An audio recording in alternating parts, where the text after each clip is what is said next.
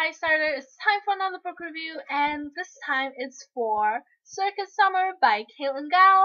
I had super high expectation for this book because I thought it was going to be a little of Night Circus plus Hunger game part of it, so I was really hoping that this book was really good, but unfortunately it didn't basically meet my expectation, and it was a little of a letdown for me.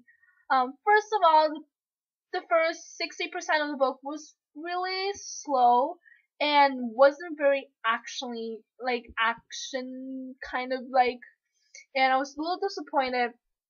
It was 60% of the book was basically building up the characters and everything, and I was really sad because this book was short and having 60% of it kind of character building. I was disappointed. This book had huge potential. I was really hoping that this book was going to be super good, but unfortunately it wasn't. When you hit the kind of, after you finish the 50 to 60% of the book, you get introduced to really interesting kind of plot development, and it was super interesting. You got introduced to the invaders and the rebels and the kind of weird lab experiment results, and it was really interesting then. But the first kind of 60%, 50%, kind of the world building was really weak. Prologue was amazing. Prologue is what I really wanted the most of the book to be like, but it wasn't.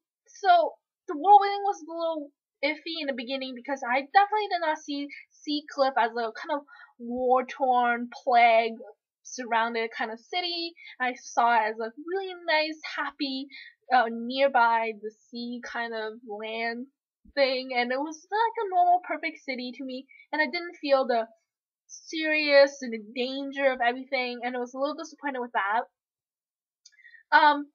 But the book got better when you hit the 60% kind of mark, and it got really interesting then. The main character, Lena, she is smart, she's caring, she's strong, she's kind of really just the overall perfect character, like a little typical YA girl character though. She was at times too perfect. I mean, she learned the trapeze with Zachary like instantaneously, and it was amazing, but it was a little odd. But the second but is that I'd rather have that than a 70-page description of how she and Zachary learned the trapeze and sparks flew, and yeah, I'd rather have that. So rather have a short, concise kind of plot to it. So I like that. I guess that's a pro and con about it. That reminds me, I really like Kailin's work, how they're short and concise and really quick to read, and I really like that. And on to Thomas. He's like your sweet, protective, perfect childhood friend who wants to be something more type of guy. He's like the teddy bear that you want to hug when your life gets to like the bottomless, lowest point. He is very Bolin-like if you watch Legend of Korra. And on the other side is Zachary, which he still kind of reminds me of Bolin, but he's a little more mysterious.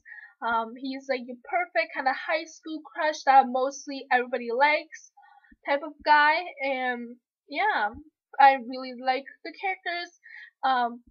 But I think the major thing about this is that it didn't have much kind of action and fighting, as I hope that it did. It had quite a lot of romance part, which I knew I'm gonna hit, but I didn't expect it to be that much.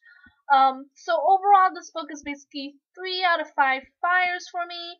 Really expecting more, but I'm really excited for the next installment because the rest of, I guess, 40% of the book was really good. And yeah, I'll see you guys next time. Bye.